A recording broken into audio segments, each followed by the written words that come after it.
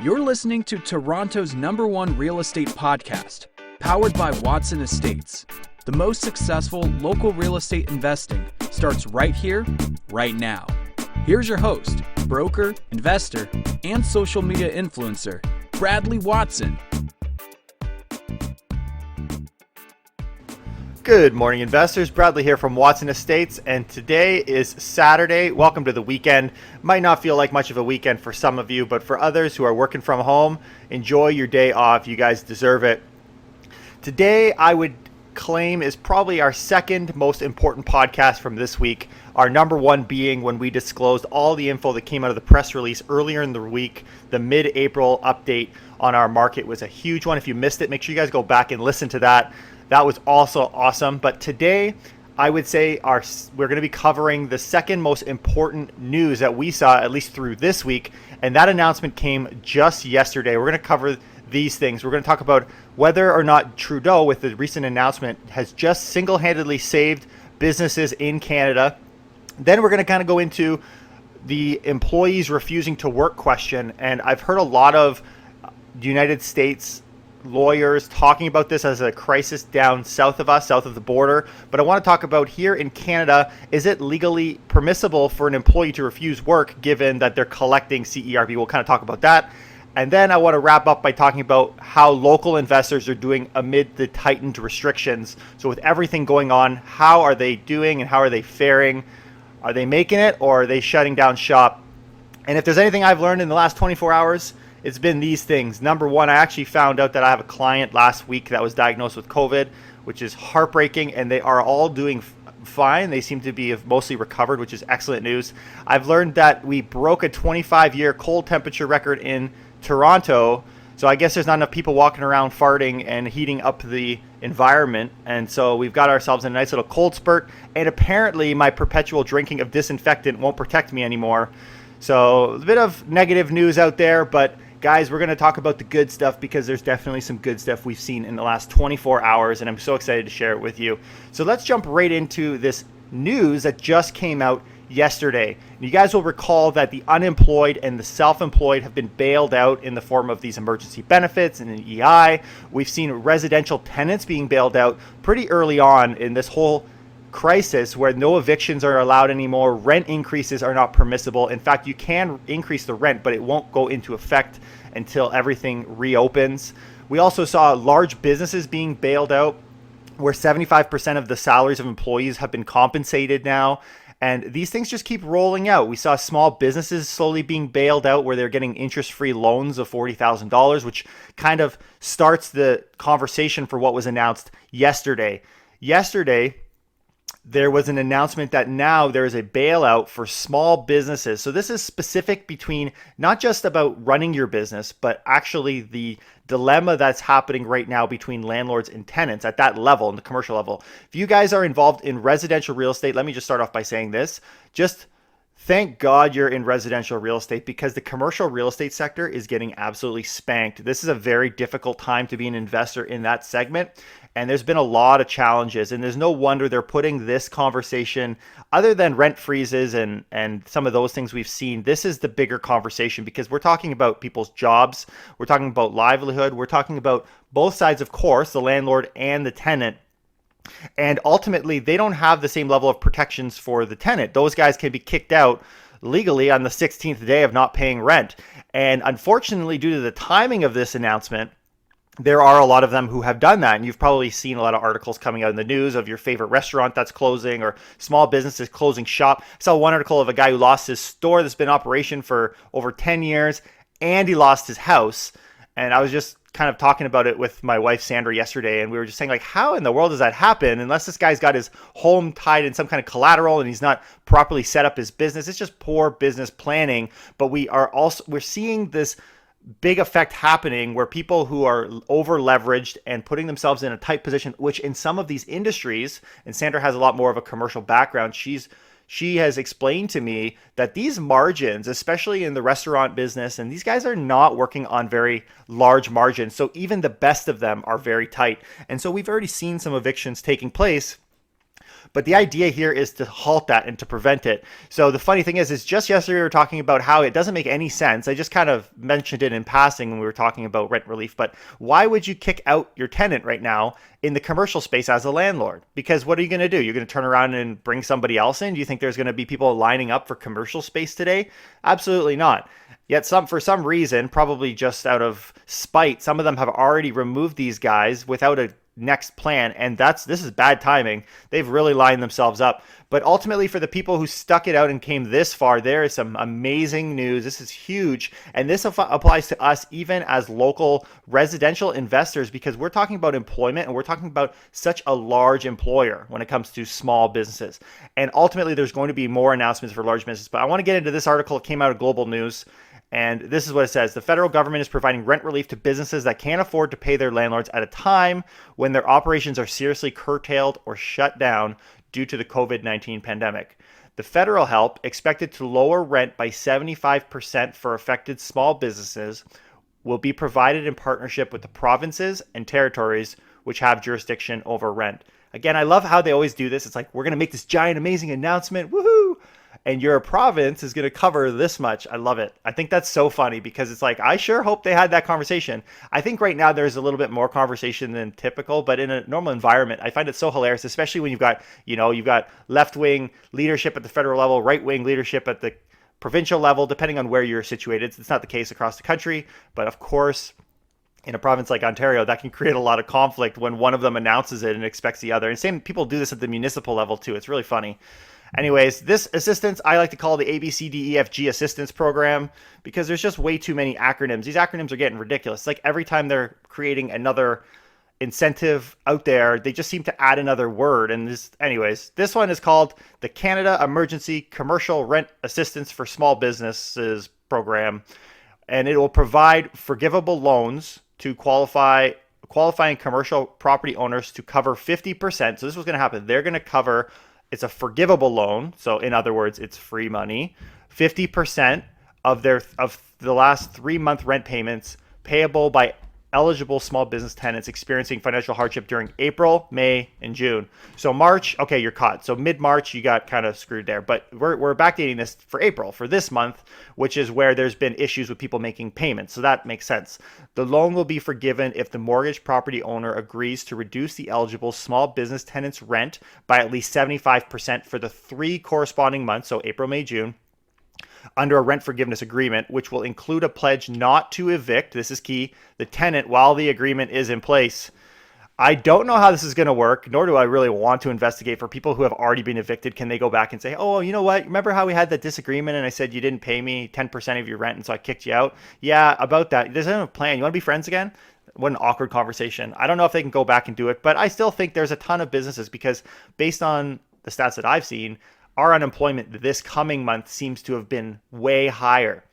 And so the way I kind of tailed or introduced this topic as a question is, did Trudeau, by making this decision, single-handedly in one call this weekend, or this week, I guess it came on Friday, single-handedly save our economy? Because think of the amount of employees, and I don't have the figures in front of me, but the amount of people and the amount of retailers and business that's generated at the small business level.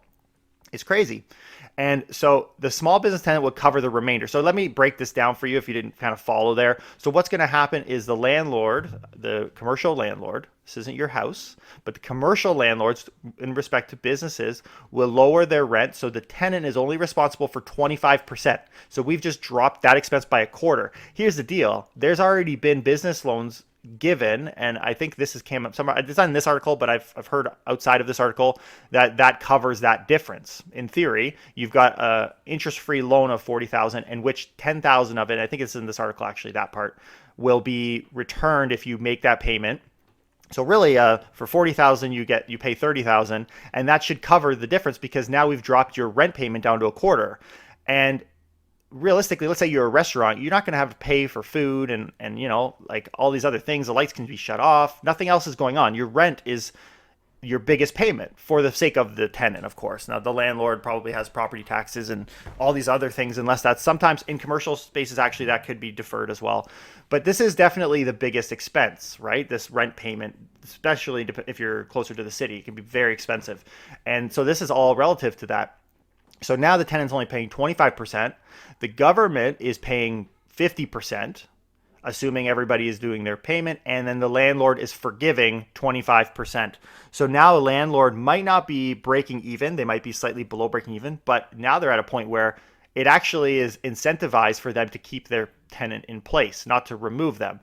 So even though you're not getting 100%, everybody's taking a bit of a pill, including the government, who's taking the brunt of it. And so it's kind of like, oh, well, thank you, government. But then it comes back down to who's paying the bill, because it talks about in this article how province and territories will cover up to 25% of the costs. So it's like we've announced this thing, but then we're going to ask our counterparts to help pay for it. So the article also says affected small business tenants are those paying less than $50,000 per month in rent and who have temporarily ceased operation or experienced at least a 70% drop in pre-COVID-19 revenues.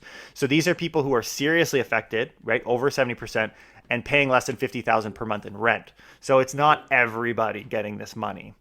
And that's actually good to have a cap on that for that reason, because like I don't want to be paying the taxes for every single business like in an infinite amount, right? Like you want to have, so this is specific to small businesses. And then there was a post here that I highlighted a different color because I think it's important. We will also have more to say in the coming days about rent support for larger businesses. So that's something for us to watch for. That was in a daily public briefing that was said by the Prime Minister. So we can expect to see something in that regard for large businesses next week. So I'm really excited about the news coming out next week, because you're going to see in a minute, we're also going to be hearing about the opening of Ontario and what that's going to look like. So we're going to have some really big news. I'm so glad we're doing these podcasts daily, because there's no way we can keep up with these things on a weekly basis. And I'm so happy you guys could join us here at Toronto's #1 real estate podcast. Thanks for joining. And if you get a chance, send us a review. We're going to keep putting out awesome content, keeping you guys updated. And my whole thinking behind this is just one more thing that I thought, you know what, I can do while I'm at home. Got a little bit more time. I'd like to start to see what would be the responsiveness of a daily podcast in our marketplace. And it seems to be very good, to the point where I'm really contemplating doing this long term, because this has been awesome and it's been creating really good dialogues. And at the end of the day, when people are saying, wow, Brad's super successful because he's, hardworking and doing these things daily, that's not really what it is, because this is the same information I've been researching myself in the mornings. I'm not doing any more work other than putting in an audio, but all I'm doing is talking here and I'm sharing my thoughts on things. And so this has been a really cool opportunity for people to learn and think the way that I think, and have more of a detailed approach to their analysis of the news as it comes out. So my opinion on the whole thing is the difference between someone who's successful in any industry is somebody who's passionate and willing to learn and grow. There's so many agents out there run around and say they're experts in the field, but how are you an expert in the field? You can't just say you're an expert. Like, are you actually learning what the market is doing? So it's been really cool being able to share that journey with you. And thank you, guys. And so just as a counter argument to this, getting back kind of on topic here, the Canadian Federation of Independent Business applauded many elements of the program, but they did have some reservations. So I was like, oh, goodness, of course you're going to have people complaining. But you know what? They're actually legitimate. So what they're saying is they're concerned the program will be overly complicated and too reliant on landlords. So that actually makes sense, right? Because the landlord's making the call on whether this happens or not. If a landlord has a tenant where it's like, you know what, I don't care about the money, I just don't want you as a tenant, it's kind of free permission to kick them out. They don't have to do this. So there's a little bit of a strength to the landlord in there. But at the end of the day, if you're a decent tenant and you're now reducing, you're still collecting some income, 75%, and clearly an area where this person has lost 70%, well, there's a heart behind it too. And you have to recognize they're going to want to do it generally, but I could see there being some holes. In addition, the threshold of 70% lost revenue may disqualify hard-hit businesses from getting up. So let's say you're like 65% lost revenue because you've got something ongoing like delivery orders or whatever happening, and you're just above that, you could get caught, of course. And the one thing I want to talk about this before we kind of roll over, because we've done it before, is don't think that this isn't something that's possible on the residential side, because it is. This is happening. We talked about this yesterday in BC, where households with dependents are receiving up to $500 per month, which is going directly to the landlords, and without dependents, $300 per month directly to the landlord. So this is happening in BC and maybe in other provinces as well. So it's possible, right? This temporary rent supplement. So I haven't thrown that out. I think that if realistically we're creating a really good relationship on the commercial side with landlords and tenants, where they're working together with the government to make this thing, to get through this thing. Whereas on the residential side, what's going on, right? There's not a whole lot there. There's money going to the tenant, and then there's lockdowns on the landlord. So we'll get to that in a second as well. I want to talk a little bit about that on a different angle and what they're kind of experiencing. But let's move on to our next topic here. I want to talk about a question that I've been thinking about for a while, and I found an article. I thought this would be a great time to share it because now of all this news with employers are staying. So how does that work for me as an employee? Under the CERB, I'm getting $2,000 a month. Maybe it's not as much as I was making before, but I'm literally doing nothing. My expenses are down. I don't have to pay for transit. I'm not eating out as much, and I'm happy. I'm spending more time with my family, whatever your situation is. And there are people who would argue, why would I even go back to work? So I'm not going to go through this entire article, but it's actually from a lawyer. It's written from the Financial Post. The article is called "Can Employees Refuse to Return to Work Now They're Earning More, CERB?" I was looking through it, and what it talks about in general, now I'm not a lawyer, so don't quote me as a lawyer on this, but it talks about constructive dismissal and how if someone lays you off, that would actually be considered a constructive dismissal. If they reduce your salary, from what this is explaining, by 15% or less, according to the courts, that's not really sufficient enough to be considered constructive dismissal. But it's more than that in some cases, or if they cut you off completely, regardless of whether or not it's due to the COVID-19, you are technically have been, like, they broke their contract. That's kind of what this article is talking about. And then what he kind of talks about here is if the layoff or other reduction is accepted by the employee, not only does it become late to later claim, it is constructive. So for example, so what this is saying, I'll summarize it because it's very wordy. What they're saying is if they turn around tomorrow and say, we're going to hire you back now we're getting a 75% grant from the government, but we need to hire a bunch of people. I'm going to hire you back, but I'm going to pay you this much money. If you accept that without saying anything, that's assumed that that's now your new contract. So you actually are walking into a brand new contract at a lower amount if you accept that amount. So be very careful. It talks about how we need to, if you guys want to check the article out, you can. And I encourage you to consult with a lawyer in this, of course, if this is your situation. But in this environment, what this person is saying is to make sure you've got it in writing that once everything is done, your salary will go back up. That's kind of the gist of it from a non-lawyer sharing what a lawyer is saying. But what I want to talk about specifically out of this article is the question, can my employees refuse to return to work with a temporary layoff because they earn more on CERB? Why I think this is an interesting topic is because of the news that's coming of the United States. They've got rulings right now on employers where you're going to get these things, but you have to hire back a certain percentage of people. But when you're collecting money from the government and I'm not doing anything, you're actually competing. You've created a level of competition against the employers. And so as much as it's good to kind of prop everything up, in any environment where the government is throwing and handing money to people, it's no different than an EI system where people are collecting money. You're creating competition with employers, which actually is incentivizing people to not go to work. So this is why generally I tend to agree with the idea of minimizing. And I do think the EI system in Canada is pretty good at not giving overpaying, right? It is very limited. I think people on EI right now are feeling that and experiencing that firsthand. But generally, that's why you want that. That's why you don't want to incentivize people to not work. So the answer to that question, according to this article, is no, they cannot. If your employees refuse to return to work when you recall them from a layoff, this is in Canada, by the way, you can deem them to have resigned and will owe them no severance pay. This would mean that they had voluntarily quit their employment, making them ineligible for CERB. So here's the thing, guys. If you are told you were laid off, but now you need to be brought back here, according to this lawyer, you need to go back. You can't refuse to go to work, or you actually are just pretty much walking away from your job. The follow-up question that comes here is, well, what happens if in an environment, in the scenario they said is, I recently learned that my company is rehiring one of the chefs as a part-time worker and has requested to return only on condition that he works and gets paid no more than $1,000 per month to stay eligible CERB. So the math is simple. I work full-time and get paid the same amount as someone who works less than a quarter than me, because she's talking about what she was making. What is the benefit? So, like, why would I not stay off, make $2,000 and they're hiring me for $1,000? Like, why would I do that? And this is his response. People like your coworker are taking advantage of the new criteria by treating it like a loophole instead of an opportunity, and employers like yours are unwittingly enabling them. In fact, if an employee refuses to return to work when recalled, the employer is entitled to consider that a resignation, which would in turn disentitle the employee from collecting CERB. So you say, okay, you know what? No, I want my CERB. You hire you. No, I'm not going back to work. I want my CERB.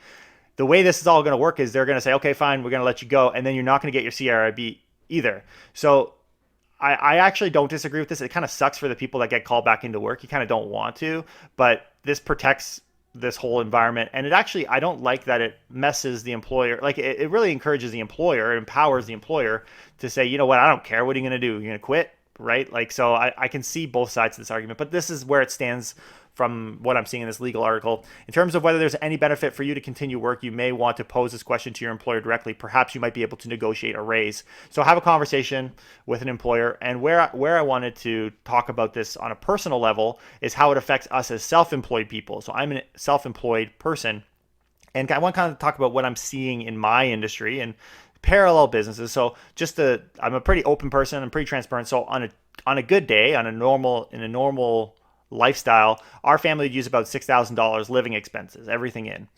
Right now, we were just doing some rough numbers, and we found that we dropped that by about a third. So we're sitting around $4,000 in our household in spending, with all the like cutbacks and, you know, association fee drops and travel costs and me eating out too much and developing my waistline, but then the gym membership that sometimes I don't go to. Anyways, all those things have been scaled back. And so with all of these things going on now, the question is, what happens if someone wants me to work, right? Like in an environment. So I'll give you a big fat, for instance. I have clients right now who we've helped purchase a condo downtown Toronto, and they are renovating it for a tenant. Now they've asked me, and I've mentioned in my podcast before, I don't do a ton of tenants because I don't think it's worth the energy and the effort, and nor do I think there's large enough supply in that marketplace. I think people are doing it better on third-party sites, but regardless, I like to help my tenants get their foot in the door, especially on a first rental property, which is the case here. So they're going to be finishing this construction very soon, and at that time, they're going to want me to rent the place. Now, I'm not doing deals right now. I'm avoiding doing deals, but I want to make sure that they're finding a tenant because it's costing them to hold this unit. So now, if I did do that deal, just to give you perspective, I'd be making less than $1,500 for sure, probably closer to $1,000 out of doing that. So it's not any significant amount of money. And if I did do that, that would knock out my ability to collect the emergency benefit for this month and for subsequent months. Of course, that's based on my understanding of how it works. And people could make the case, well, then, like, it actually talks about if you work, right? If you work, then you. So in theory, if I'm doing this podcast, am I working? It's such a gray line, right? So I'm at a point now where I would help them personally. I would help them, but I probably wouldn't even charge, right? Like I wouldn't want to be collecting income. I'm incentivized, as many self-employed people, to not collect revenue. Some people are deferring revenue, which I don't think is moral. I disagree with, but there are some businesses that are able to do that, or they can do cash jobs and hide these things. And I've even talked to some agents, very good agents, that are asking their brokerages to defer paying them their income until after the emergency. And the question is the CRA going to go back and see that was earned revenue during the emergency? Are they going to dig that deep? Or am I just going to, on paper, everything's going to look clean? So there's a lot of questions, especially on the self-employed side, that you can kind of dodge these loopholes. And so, again, I don't think incentivizing people is a good thing. But at the end of the day, on a temporary basis, we need to try and make sure everybody's propped up. And I want to just quickly dive into the environment for small landlords as promised. What are they facing these days? What are they kind of up against? So there's an article that came out of the Globe and Mail, says small landlords scrambling to accommodate rent reductions while making mortgage payments. And it goes on to talk about the Toronto-based realtor. So there's a realtor is the subject of the story. He is a landlord and a realtor. So they talk about how he's now facing a challenge on both sides, his career and his rental units. And this is his quote: "April is fine, but we don't know what will happen. Things are changing every day, but I do have a backup plan and a good line of credit. A few months won't do anything, but if we're looking at 6 months of this, then there might be trouble." And that's actually a pretty good position that this person is in. So kudos to this guy. Investment properties have surged in popularity in recent years with, here's a fun fact, 26% of Canadian homeowners owning or planning to own income units, according to a 2018 survey. So guys, it's not an unusual thing. This is a quarter of Canadians doing. Millennials are the most likely demographic to rent an income suite or investment property to help them afford a mortgage. I could see this because I see a ton of millennials that are so business minded these days. We get a bad rap, and they're working so hard to generate some kind of passive income, and they're creating amazing wealth. The bank said they're working with clients on a case by case. So this part of this article talks about the deferral program, because the question is the deferral good enough? And they're talking about how it's case by case. And so not necessarily, and if it's up to 3 non-principal residents, it may not be eligible for deferrals. So if you have more than, if you could do it up to 3, but once you start to build a big portfolio, like let's say you've got 5 to 8 units on the go right now, you're not going to be eligible, and so you'd get caught, right? And if you're running on really tight margins, you could be screwed. To support tenants and landlords, the BC government introduced a supplement of 500. So here we go. Now, you know what I like about this? I'm starting to see in other mainstream media now the talking about the potential of being some kind of rent relief. I think that's good. I'm so happy to see that. And so that's what I wanted to leave for the topics for today. I want to tell you guys before I wrap up here what I'm watching for next week. I see a couple articles coming out I'm so excited for. Of course, there was that announcement we heard earlier, but I also want to talk about Toyota. I saw an article that they're going to open on May 4th. This came out of a Kitchener CTV news article. Employees at Toyota's Cambridge and Woodstock plants will go back to work the week of May 4th. The company confirms to CTV News it intends to gradually resume North American manufacturing operations, following, of course, the guidance of federal, provincial, and local health authorities. And, of course, there's going to be giant news coming out by the Ontario government, and they're going to release a framework to restart province's economy next week. And I'm so excited to hear what is the order of that? What is that going to look like? What is the time frame? And I think you're going to start to see a lot more positive thinking once people know there's an end date to their misery, right? Like if you're sitting as a gym person, right? Like you work in the gym. That's their technical name, I'm sure. You're a gym person, a gym rat. What do they call those guys? You're a salesperson at Good Life Fitness, for example. To know when you're going to be going back to work and having at least a rough idea is going to encourage you, right? It's going to give you that motivation. So I think that's going to be a lot of optimism that comes out of next week. And I'm really excited to kind of walk through that with you guys through our podcast every single day. Make sure you leave us a review, give us 5 stars, and a comment if you're following us on iTunes. We are Google's #1 podcast for Toronto real estate, and I look forward to seeing you guys again on Monday. Have a great day. Take care and keep it real.